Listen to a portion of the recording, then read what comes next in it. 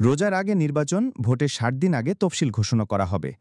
নির্বাচন কমিশনের সিনিয়র সচিব আক্তার আহমেদ জানিয়েছেন, রোজার আগে নির্বাচন এবং ভোটের ৬০ দিন আগে তফসিল ঘোষণা করা হবে।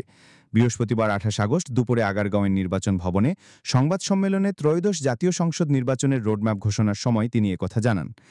আক্তার আহমেদ জানান, ত্রয়োদশ জাতীয় সংসদ নির্বাচনকে ঘিরে ২৪টি পরিকল্পনা নেওয়া হয়েছে। রোজার আগেই নির্বাচন হবে, তাই ভোটের ৬০ দিন আগে তফসিল ঘোষণা করা হবে। আক্তার আহমেদ বলেন, আগামী ১৫ সেপ্টেম্বর থেকে রাজনৈতিক দলসহ অংশীজনের সঙ্গে সংলাপ শুরু হবে, যা চলবে অক্টোবর পর্যন্ত। এছাড়া নভেম্বরে চূড়ান্ত ভোটার তালিকা প্রকাশ করা হবে। তিনি বলেন, প্রতি বুথে ৬০০ পুরুষ এবং ৫০০ নারী রাখার চিন্তা করছি। ভোট গ্রহণের ৩০ দিন আগেই আমরা এই সংখ্যা প্রকাশ করব। এছাড়া সীমানা পুনর্নির্ধারণ নিয়ে শুনানি ইতোমধ্যে শেষ হয়েছে। আশা করছি ১৫ সেপ্টেম্বরের মধ্যে সংসদীয় আসনের সীমানা চূড়ান্ত হবে। এর আগে প্রধান নির্বাচন কমিশনার সিইসি এএমএম নাসির উদ্দিনের সভাপতিত্বে ৪ নির্বাচন কমিশনের ও ইসি সচিব এক বৈঠকে ত্রয়োদশ জাতীয় সংসদ নির্বাচনের রোডম্যাপ অনুমোদন করেন।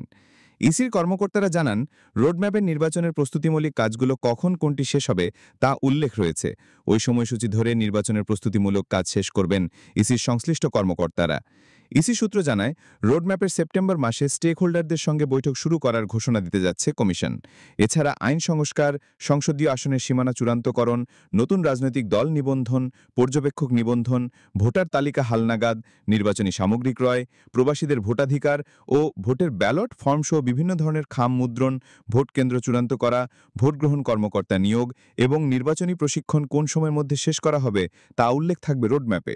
তবে রোডম্যাপে নির্বাচনের তফসিল ঘোষণা এবং ভোটের তারিখ উল্লেখ থাকবে না।